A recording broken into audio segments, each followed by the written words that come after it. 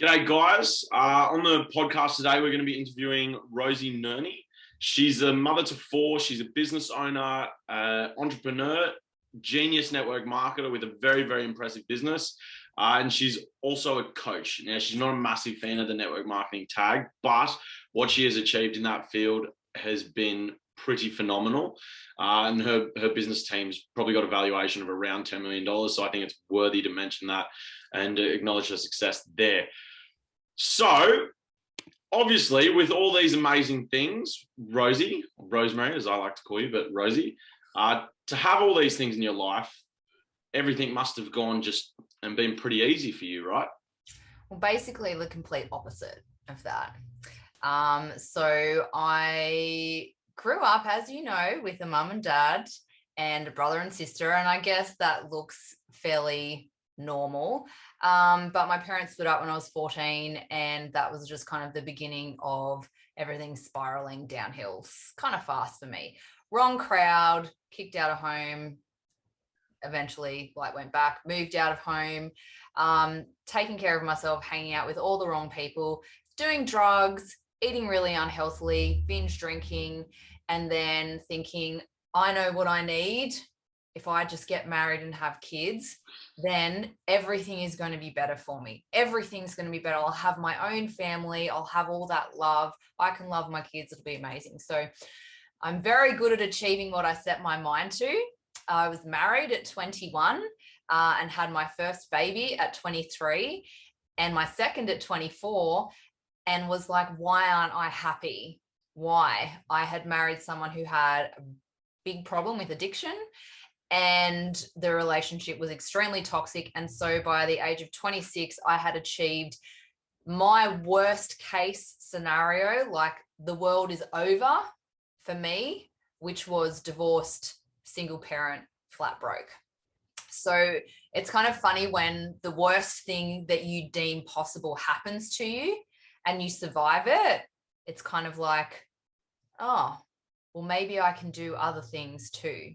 If this hasn't killed me like I thought it would, maybe I can do other things too. And that situation that I went through with my ex has been one of the greatest gifts of my lifetime, because it has taught me humility. It taught me to stop judging other people, which I would do because I was, I don't know, in my 20s, 20-year-olds, I think they know everything. And well, not all of them, but a lot of them. And so then I was like, well, I needed to provide for myself and my children. And while going through that, my mum was diagnosed with early onset dementia, and it was diagnosed as preventable. So when I found that out, it put me on a path of wanting to make sure that if she got it, it meant I could get it, because it was lifestyle induced. Her disease wasn't hereditary. And so when I found that out, I was like, right, I need to do everything I can to make sure that doesn't happen to me. So that's when I got really into health and wellness. I had a product from a network marketing company come across my way. I fell in love with the product. The company, what it does in the world is phenomenal. I just don't like network marketing because most people do it really, really bad. So it gets a really bad rep. But so I built a really successful company business with that. And I now have 4 children, 4 daughters, remarried, and I trained as a health coach and an NLP practitioner. And so I am doing more in that realm now. Amazing. Very good. So clearly not the easiest sort of path in the world to where you are now. No. And no doubt there'll be plenty more challenges as things continue. Yeah. There always is. Yeah. Right? That's life, isn't it? That's life. It is. So look, gearing this more towards the kids now, you've got 4 girls. For you, what are the 3 most important things that you can give your kids or do for your kids or create the opportunity for them to have? The 3 most important things. Challenges in a safe environment. Love and unwavering belief from me in them. So do you want me to elaborate on them? Yeah, probably in order, because on safe challenges, it's something that I completely agree with. what does that look like for you? Safe challenges for the kids. So obviously, you're not going to, when they're born, chuck them in the ocean and say, sink or swim. That's probably not what you're sort of talking about. But what is that sort of safe challenge for you? So it depends on the age. So when they're younger, it might be, so like toddler kind of age, it might be balancing on a curb or something on the side of the road and falling down and getting back up. It might be letting them climb in a playground and not standing around them, waiting to catch them or tell them to look out for this. Any situation that I might feel myself wanting to say, oh, look out, stop. Oh, I don't know. I go, okay, is that what would happen to them if they fell? They're going to die. Like worst case scenario. Okay. Worst case, they break a bone. We go to a hospital. They'll be fine. They'll have a great story to tell. They won't do it again. So I'm like, okay, can I handle that? Yes, I can handle that. Right. I'm just going to step back. And let them go, because this one's really, really important to me, because as a kid, when I was growing up, I was never given the opportunity to fall. I was always told how I should behave, how I should look. I never got a say in my clothes or anything like that. It was all dictated to me. And so I never learned how to fall and get back up. I never learned how to make mistakes. I never learned how to, work out my own style, even with clothes or anything like that, because I was just being told what I should be or what I should do, or how, like, all the time, which is why when I hit my teenage years, I just went so crazy, because I was like, I hadn't had a chance to test those boundaries yet. And so the second I got that chance, I was testing them, which is why I'm so, so passionate about letting my kids do that before they're 12, so that when they're teenagers, they have the ability, and adults for that matter, they have the ability to make better choices. Because you only learn how to do that when you have fallen and you get back up, when you have crashed. I don't try and fix everything for them. Awesome. So yeah, that's okay. that. And love being your second. What's your expression of that? How do you express that? I think love is like physical, so hugging them, kissing them, holding them in a appropriate manner, making sure that they feel comfortable to come to me and be held, kissing them and cuddling them, like making sure I do that every day, and telling them that I love them, taking the time to sit down and listen to them, talk to them about what's going on for them, asking them questions, making sure the time that I'm having with them is quality. I'm very big on quality versus quantity. I think a lot of people think the more time I spend with my kids, the better. Well, not necessarily if you're not really doing much, right? I think quality time with them is will beat quantity every day of the week. And I think that with most areas of life, to be honest. But love is something, I don't know, you can feel it. And you feel it by the way people treat you. So making sure that, and I've got 4 kids in a business. I lose my shit on a regular basis, but I apologize. Apologizing is huge. It's something that my parents didn't do with me, and it's something I'm very adamant with doing with my kids. If I stuff up and I know that I've spoken to them in a way that's rude, or that's not okay, I will apologize, and I try and do it as fast as possible, because I want them to learn that skill as well. The tone of your voice that you speak to them in is really important too.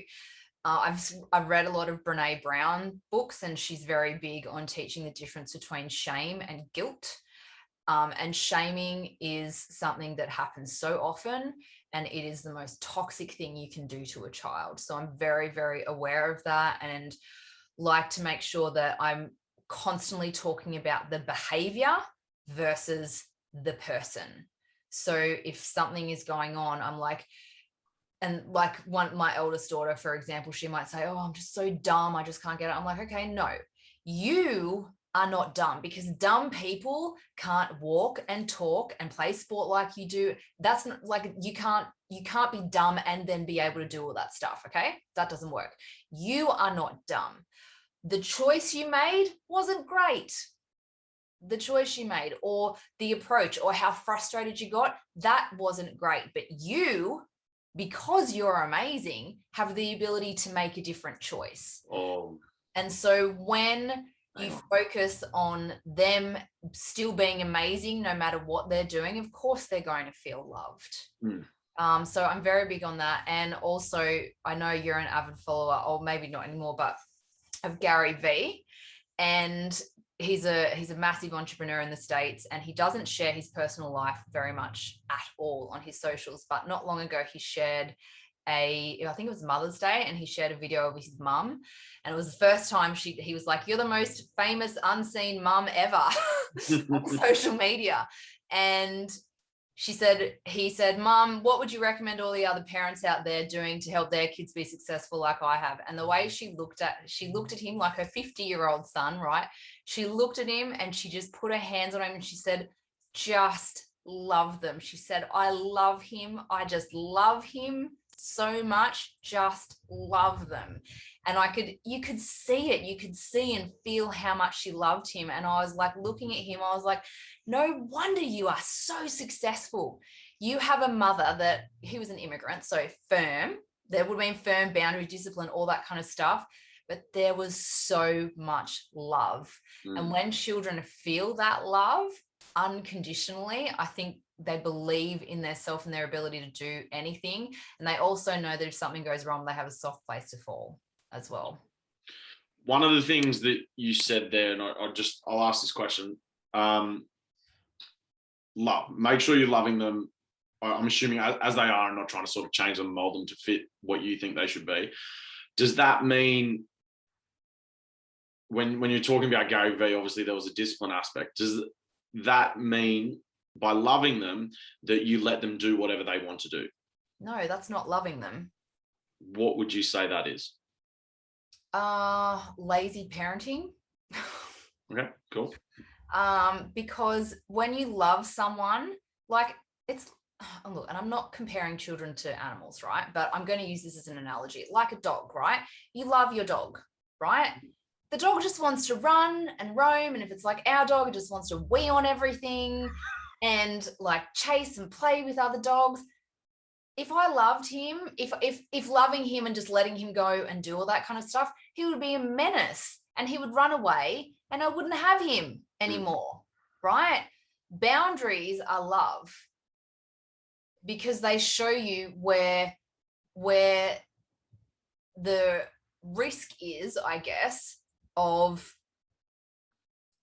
the not great places to go, right? Or let me reword that, where it's not safe. Okay. So keeping your children safe is loving them. Safe, but within reason, like not safe that they're walking around in bubble wrap or anything like that, right? Healthy boundaries that let them challenge themselves, let them experience that kind of stuff, but also keep them safe. Like right? Being able to fall without being able to fall. Yeah. So but not fall off the top of a building. Yeah. And I think one thing that a lot of parents do these days, I guess I'm online a bit, so I see it more online. Maybe my assumption there is wrong, but we're not here to be our kids' friends. Okay. There's a very big difference between a parent and a friend. And if you have, like, when you're older, like, 30s, and you've got like a 50, 60-year-old mother or whatever, yeah, there's an element of friendship there. But your job as a parent is to be loving but firm. It is when they are doing something stupid to not go, "Oh, okay, I'll come along with you and do it." It is to go, I love you so much that I'm going to say to you, that's a really, really poor choice. And if you do that, these are the potential consequences. It's not trying to be cool. It's not trying to be their friend. We need more parents to parent our children. We need more parents to be putting those boundaries up, to be having more connected conversations with them, like especially when you're getting to those tween ages, like with boys and girls that just get sucked into devices and stuff like that. We need to be having more conversations and connection with our kids. And if you're just being their friend, you just sit down and play the games with them, or you sit down and go, oh, let's do a TikTok together, or, whatever. But being a parent is saying, no, that's not okay. Or no, I am going to check your history because I need to see what you've been looking at. Yeah. Or, with, again, boundaries that as they're getting older, you need to give them their own freedom. But again, the boundaries. Yeah. Okay, cool. What would you say because your three most important things for your kids, safe challenges, love, unwavering belief. I'm interested, what would you say for each of your parents was their biggest mistake in parenting?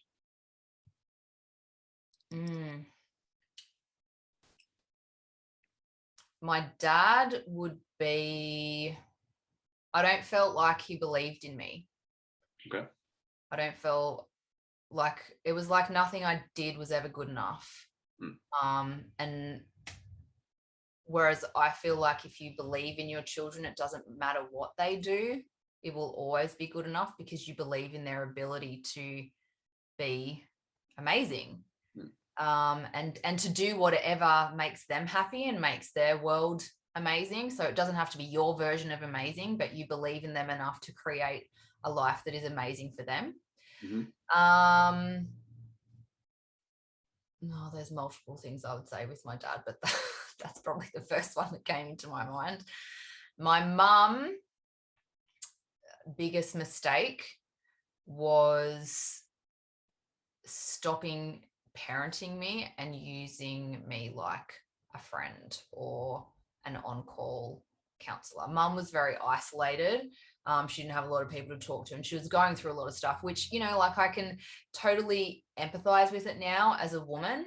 But I had discussions with her and I was told stuff when I was 10, 11, 12 years old and onwards that I did not need to know. I did not need to be part of. The baggage that it's given me now to work through, which, I'm learning a lot of lessons from. So grateful for that, I guess. But I didn't need her to be my friend. At the time, my 12-year-old self was like, yeah, be my best friend, Mum. But as a parent, I wanted her to be a parent.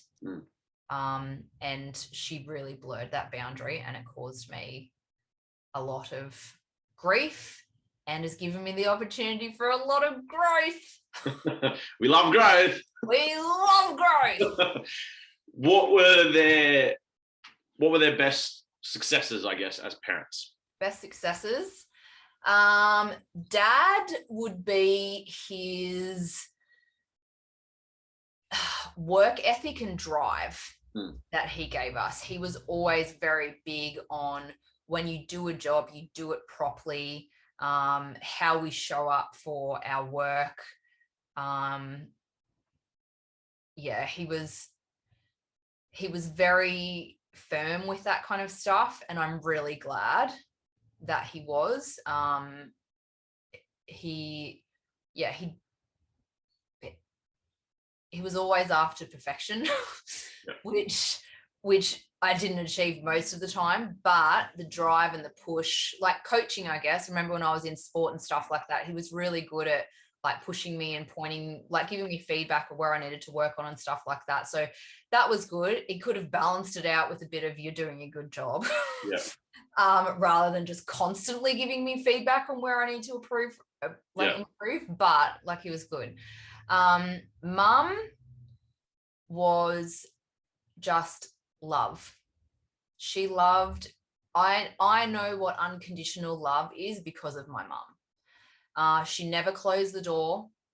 She always had, didn't matter what I did, didn't matter how bad I was, like when I was a terrible teenager, didn't matter about any of that. She wouldn't put up with it. Like she would say, you can't talk to me like that or whatever, or, she kicked me out of home once. And she wouldn't put up with it, but she never gave up on me, ever.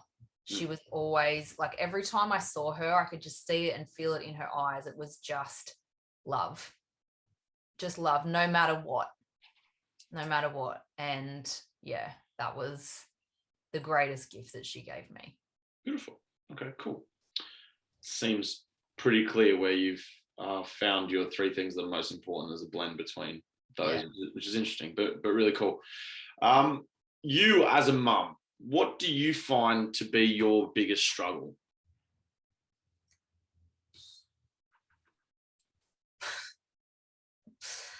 This would include the whole lockdown situation that we're in now and all that, but it doesn't have to. It could just be. The biggest struggle would be, so I'm very big on me being me outside of being a mother.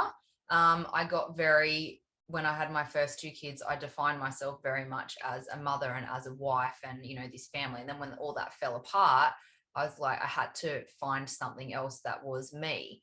And so I'm very big on having my own life and my own passions and dreams outside of being a mum, and trying to execute them while trying to manage the social and school schedule and cook and all that kind of stuff for 4 children is extremely challenging. I find the time that I would like for my, like, I guess selfishly for myself, which I think it's healthy to be selfish. And the reason I do this as well is because I want my kids to do that. I don't want my kids to just define themselves in one role.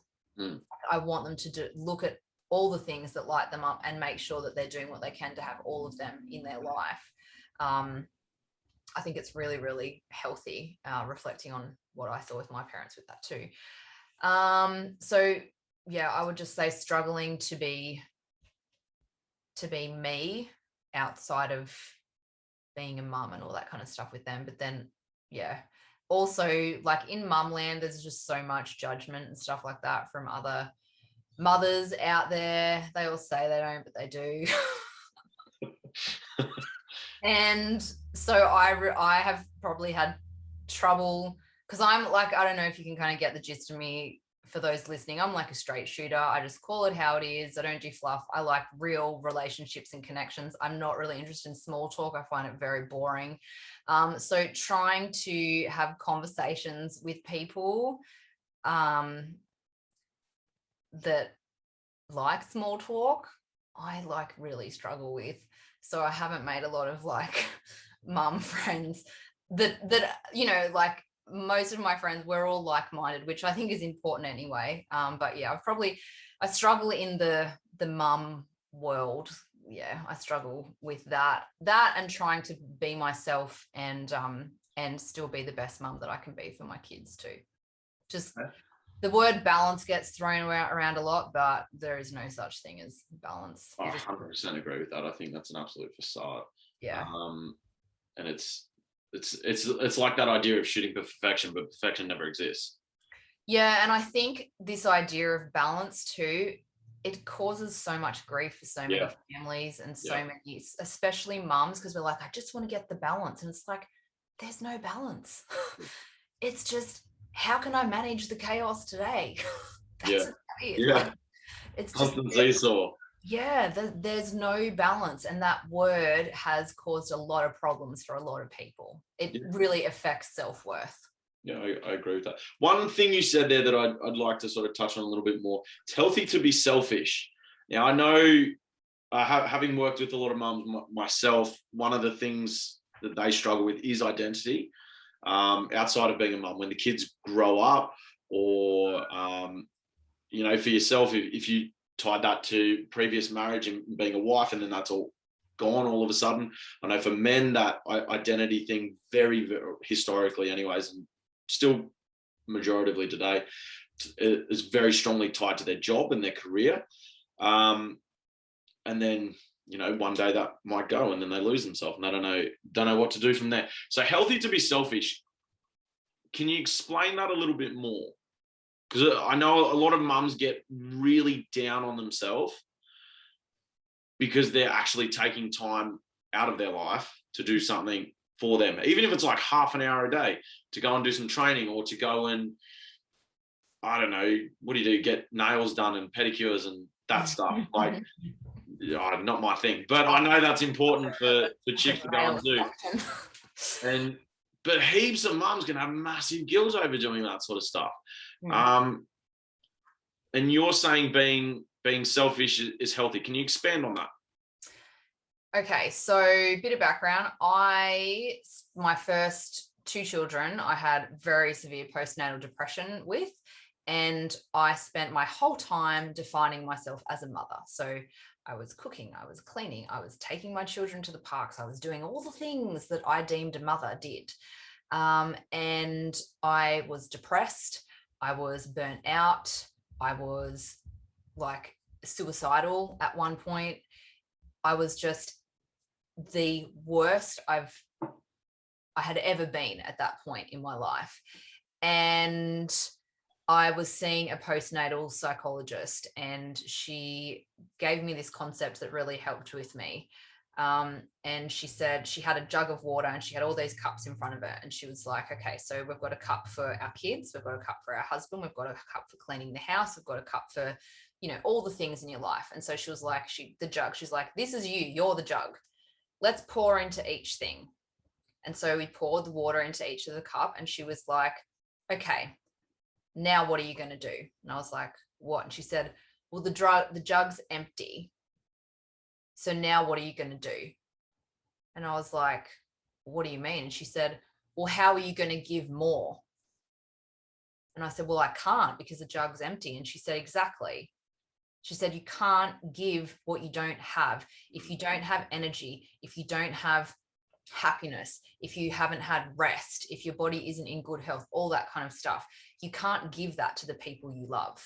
So I will show up for my family, and like going through the journey of that kind of stuff. And also like my mum being sick and losing her, I just wish she had have taken care of herself. Like there's not a day that goes by that I'm not like, I wish my mum had have stopped being a mum all the time. And she was an amazing mum, but my God, I wish she had have just gone and taken care of herself so she could be here now. So I'm very, very aware that how I feel and how I am is how I'm going to be with my children. It's how I'm going to show up for my marriage. It's how I'm going to show up for everyone. So if I am rubbish, that's what they're going to get. And quite frankly, my children deserve the best mother in the world, and they can only have that if I am the best me. That's it. They don't deserve a tired, exhausted, half burnout, don't know who I am, miserable, just trying to pull it together.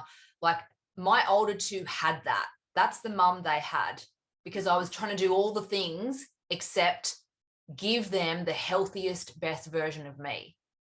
And now, like my girls now, like my older girls as well, like they see me doing stuff with my work. And my oldest daughter like said to me the other day, I was posting something about something online, and she said, she was like looking over my shoulder, because she always is when I have my phone out generally, and she was like, oh, I love what you're doing, Mum.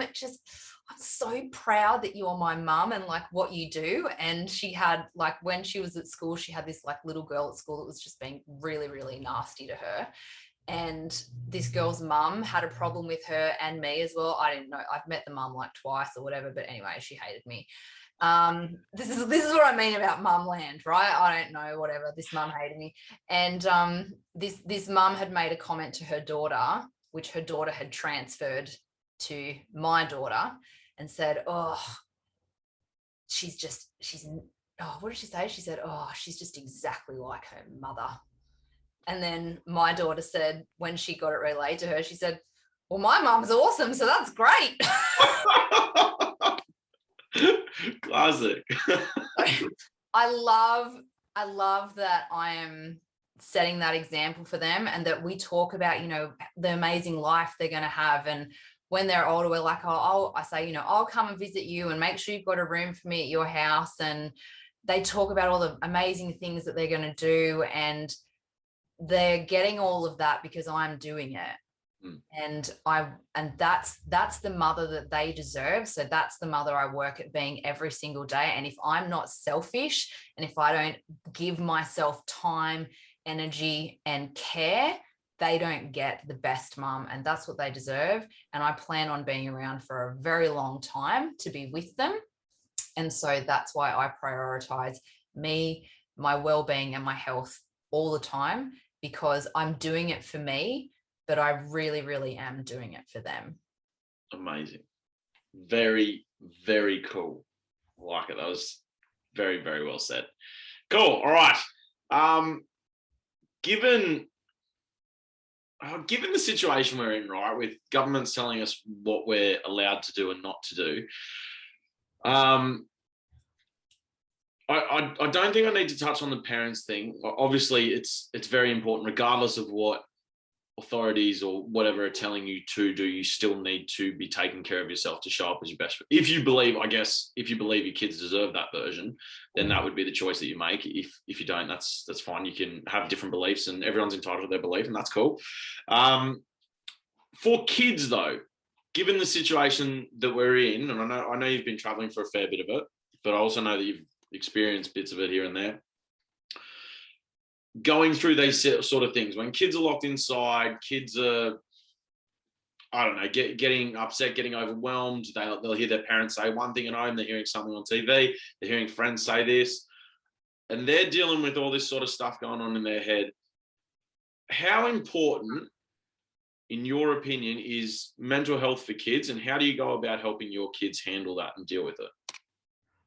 Oh man, mental health for kids is so important. It is so important. The priority. I think that's one of the things that frustrates me so much about what is going on at the moment. But it's historically, it's happened forever. Children have never been seen as equal to adults or as worthy of having the same rights and acknowledgement and care as adults do. They're smaller and they're always overpowered. They're easy to overpower. And so that's what happens. And children deserve so much more care and consideration than what they're being given. And the lack of consideration by the government with this homeschooling and lockdowns and the society that they are forcing these children to live in is absolutely disgusting. And I have no doubt within 5 to 10 years' time, the backlash and the repercussions of this will be very, very evident in our children that will then be teenagers and young adults. How do I help my kids with it? I am very big on communication with my children, and I will sit down. This is where I talk about quality over quantity. So I might say to them, like, for a few days, I'm doing stuff in my office, you can't come near me. Like, I have to work, I have to do stuff. And they're like, no, I'm like, that's what I'm doing. End of story. But then I will sit down with them, especially my older two, because they kind of get it more. And I had discussions with them before they went back to school this term. And I said to them, look, when you go to school, I need you to understand something. Kids are going to have different opinions about what's going on with, the masks and the government requirements to do certain things and blah, blah, blah. I said, and the school's going to be saying things as well. I said, I need you to understand that the kids are getting all of their information from their parents. However their parents feel is how they're going to feel. So if you go to school and say, echo my beliefs on stuff like that, which I don't agree with the majority of what's going on, or all, I said, you're probably going to cop some backlash because a lot of people are very, very scared right now. They are very, very scared. And when people are very, very scared, they do very silly things. And they're not only scared for themselves, but they're scared for their children as well, because that is what they're being fed. I said, if you have kids whose parents, all they do is watch the news, I said, they're going to transfer that fear to their children. And then their children are going to come to school all freaked out. Okay. And thinking that the only way to combat this is with hand sanitizer and masks. And but I said to them though, when I was talking to my girls, I was like, this is not the kid's fault. I said, and in you getting into an argument with them or saying, hand sanitizer has these chemicals in it because my mum told me and blah, blah, blah. I said, it's pointless. I said, because they're not even arguing because they understand what's going on. They're arguing because they defend their parents. Okay. That's what it is. So I said, don't have discussions with kids about it. Don't do it because they don't understand. I said, if someone says to you, why don't you use hand sanitizer? You can just say, oh, well, because, my mum has given us stuff that doesn't give us stuff like rashes on our hands. If they say, well, that doesn't work, just go, okay. So that's it. Don't get into it. Don't feed it. Like, this fear survives when it is fed, right? So I'm like, don't feed it. And if they come home, and honestly, like, they have been really, really, really good. Like, we have exemptions. So, I do, my kids are underage, but so we don't wear masks. And my girls have thought that that's quite now funny when we go to the shops, because they're like, oh, let's see if we can count how many people don't have masks on. So like, we're just making light of it, but also I don't talk about it all the time to them. We're not talking about this constantly. I don't have the news on, and if we do have the news on, if it's not the sport news, it's on mute, because my husband likes to watch the sport news. But I will mute the rest of it, because I don't want that rubbish being fed to my children. I don't want them listening to that and it even being part of their vocabulary. I'm like, this is just something that's happening in the world right now.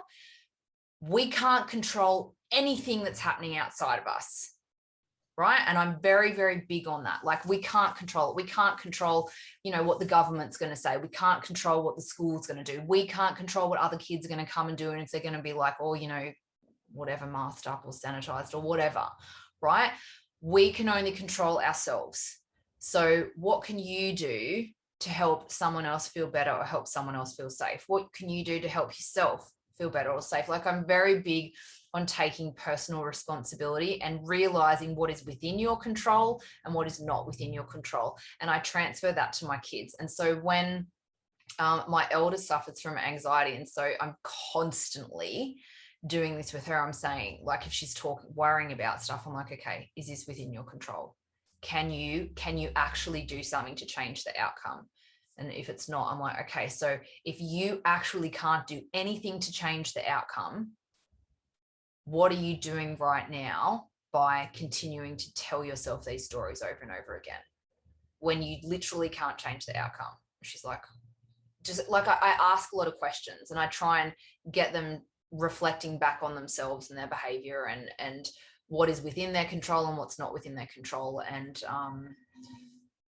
and I don't know, I just reassure them that I love them and that they're safe and that this is going to end one day. I don't know when, but it's going to end. And in the meantime, we just get on with our life.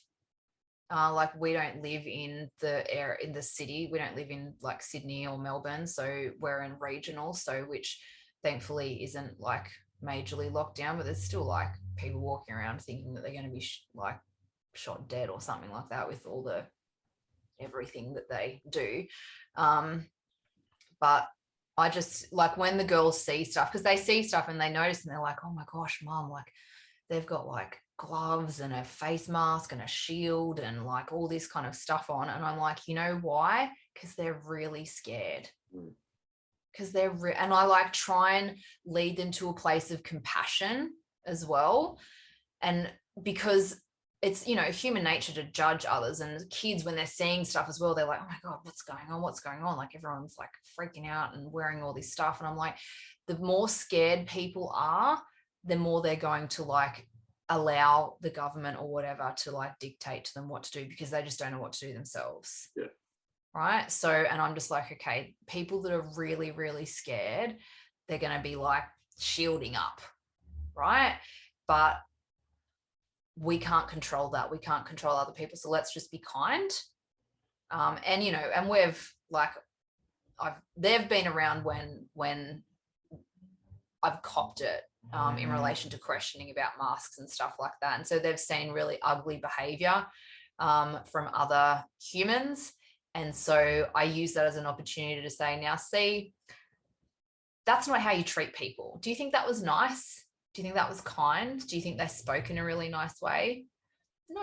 Okay. So let's just use this as a lesson, because you don't know what's going on in people's lives. You don't know why they don't have a mask on. It could be a medical reason. It could be a trauma reason. Like, you've got no idea. So let's try and mind our own business and use that behavior as an example of what not to do and how not to treat people. So I don't know, I guess I'm always looking for opportunities to learn with them, and making sure that what is in their influence, as much as I can, is not going to contribute to the deterioration of mental health, that is going to contribute to them being and feeling amazing.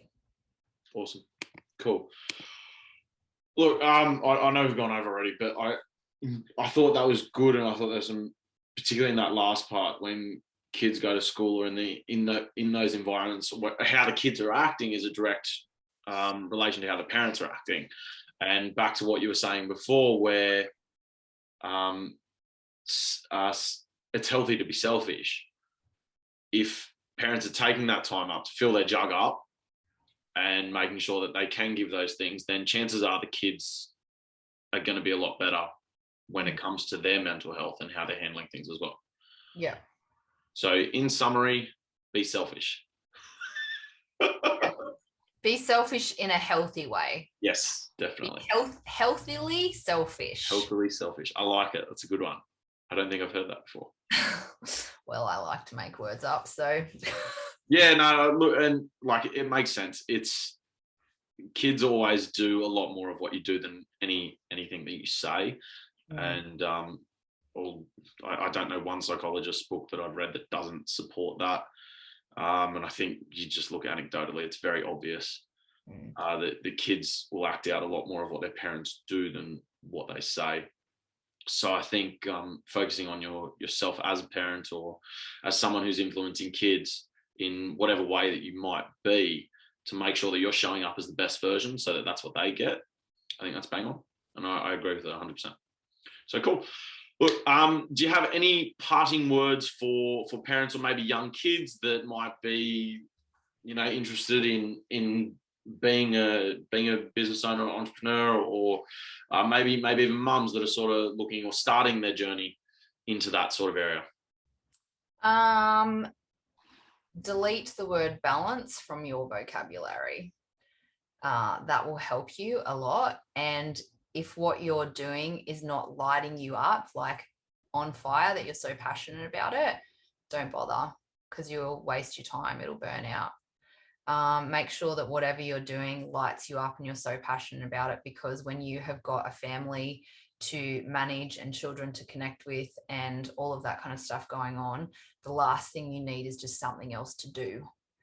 So make sure that whatever you're doing lights you up, and that you can see how what you're doing, creating, giving, the way you're serving is bringing value to other people's lives. Because when it lights you up and then you can see that that is bringing light to other people's lives, you will find burn and motivation and a drive to keep going, even when you have like gastro run through your house or, stuff like that. You just always figure out a way to get back on, because that connection to that fire keeps going.